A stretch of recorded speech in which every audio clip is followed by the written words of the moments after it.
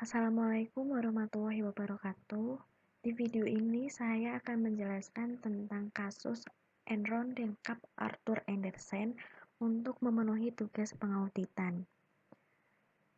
Perkenalkan terlebih dahulu, nama saya Sinta Rizkiana dari kelas E, NIM 2018-12092 dari Program Studi Akuntansi Fakultas Ekonomi dan Bisnis Universitas Muria Kudus. Yang pertama kita akan membahas tentang Enron.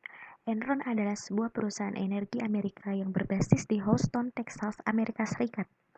Didirikan pada tahun 1930 sebagai Northern Natural Gas.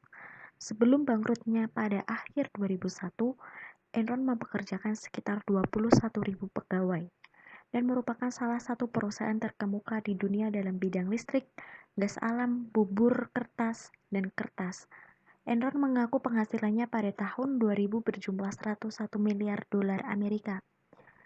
Kemudian, Enron menjadi sorotan pada akhir 2001 ketika terungkapnya bahwa kondisi keuangan yang dilaporkannya didukung terutama oleh penipuan akuntansi yang sistematis, terlembaga, dan direncanakan secara kreatif. Operasinya di Eropa melaporkan kebangkrutannya pada 30 November 2001. Dan pada tanggal 2 Desember di Amerika Serikat, Enron mengajukan permohonan perlindungan. Kasus ini merupakan kebangkrutan terbesar dalam sejarah Amerika Serikat.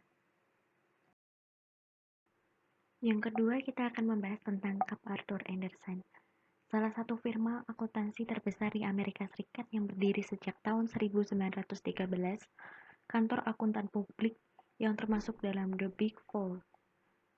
Lalu pecah menjadi The Big Five sejak pemisahan bisnis, jasa, atestasi atau fungsi akuntansi dan konsultasi Arthur Andersen. Kemudian ada kerjasama antara Enron dan Kap Arthur Andersen.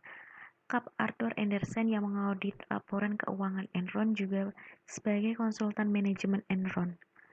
Kap Arthur Andersen tersebut memiliki kebijakan pemusnahan dokumen yang tidak menjadi bagian dari kertas kerja audit formal. Kemudian kita akan membahas tentang kasus Enron dan Kap Arthur Andersen. Enron dan Kap Arthur Andersen telah melakukan penghancuran dokumen yang berkaitan dengan investigasi atas kebangkrutan Enron atau penghambat terhadap proses peradilan. Kap Arthur Andersen diberhentikan sebagai auditor Enron pada pertengahan Juni 2002. Sementara Kap Arthur Andersen menyatakan bahwa penugasan audit oleh Enron telah berakhir pada saat Enron mengajukan proses kebangkrutan pada tanggal 2 Desember 2001. Lembaga-lembaga eksternal yang juga ikut bertanggung jawab. Yang pertama, Arthur Andersen melakukan pemeriksaan dan memberikan kesaksian apakah laporan keuangan Enron memenuhi GAAP atau General Asset Accounting Practices. Andersen mengalami konflik kepentingan akibat pembayaran yang begitu besar dari Enron 5 juta dolar Amerika untuk biaya audit dan 50 juta dolar Amerika untuk biaya konsultasi. Yang kedua, Vinson dan Elkins. Konsultan hukum ini bertanggung jawab untuk menyediakan opini hukum atas strategi, struktur, dan legalitas umum atas semua yang dilakukan oleh Enron. Yang ketiga, SEC tidak melakukan investigasi secara mendalam atau melakukan konfirmasi ulang terhadap Enron. SEC hanya mengandalkan pada testimoni yang dibuat oleh auditor perusahaan Arthur Andersen. Yang keempat, Federal Energy Regulatory Commission tidak melakukan pengawasan secara mendalam. Hal ini dikarenakan Enron melakukan aktivitasnya dalam perdagangan listrik tidak di satu negara. Yang terakhir, Standard & Poor's serta Moody's memberikan nilai rating untuk sekuritas hutang perusahaan yang diterbitkan dan diperdagangkan di pasar. Yang menjadi masalah, perusahaan tersebut hanya melakukan analisis sebatas pada data yang diberikan kepada mereka oleh Enron. Manajemen Enron melakukan kecurangan. Windows dressing atau memanipulasi laporan keuangan agar nampak menarik di mata investor dengan cara menyembunyikan hutang 12 billion dolar Amerika. Teknik off balance sheet atau mencatat di buku besar sehingga tidak nampak di laporan keuangan. Special purpose partnership atau mendirikan kurang lebih 90 perusahaan untuk mengalihkan hutang Enron. Dampak keruntuhan Enron. Akibat kebangkrutan Enron pada tahun 2001, sedikitnya 4.000 karyawan kehilangan pekerjaan. Kolapsnya Enron juga mengguncang neraca keuangan para kreditornya yang telah mengucurkan miliaran dolar. Contohnya ada JP Morgan Chase dan Citigroup, adalah dua kreditor terbesarnya. Para karyawan Enron dan investor kecil-kecilan juga dirugikan karena simpanan hari tua mereka yang musnah.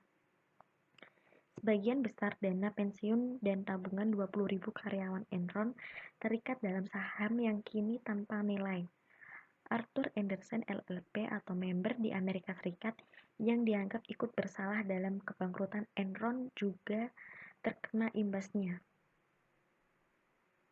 Member Arthur Andersen di beberapa negara seperti Jepang dan Thailand telah membuat kesepakatan merger dengan KPMG. Di Amerika sendiri, aktivitas seluruh member Andersen dibekukan pemerintah. Akibatnya, menurut Asian Wall Street Journal, klien-klien Andersen LLP beralih ke berbagai auditor. Masih banyak lagi hal-hal yang dipengaruhi oleh keruntuhan Enron, seperti munculnya trauma dalam bursa saham terhadap efek domino skandal Enron. Hal ini membuat para investor mengurangi aktivitasnya di bursa saham sehingga gairah bursa dunia menjadi lesu. Perubahan yang terjadi setelah kasus.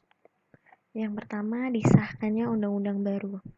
Yang kedua, larangan melakukan jasa konsultasi bersamaan dengan audit keuangan. Yang ketiga, pembatasan masa partner audit kurang lebih 7 tahun. Keharusan auditor untuk memberikan opini terhadap keandalan SPI.